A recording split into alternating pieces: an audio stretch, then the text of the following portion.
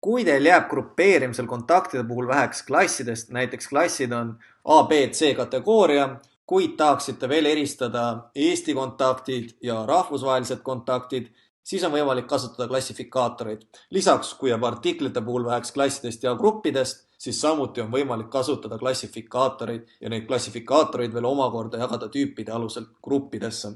Vaatame siis ühte konkreetset näidet. Klassifikaatorid leiame müükseadistused ja võtame siis kõigepealt klassifikaatori tüübid.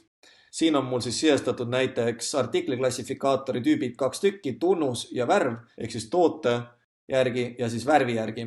Ja kui vaatame klassifikaatoreid, siis klassifikaatorid ise olen ma pannud siis tunnusele 2 tükki Fermi detailid, konveieri detailid, värvile sinised tooted, kollased tooted, täiesti vabalt võite mõtelda, kuidas teil loogiline on ja kuidas teil vajadus on.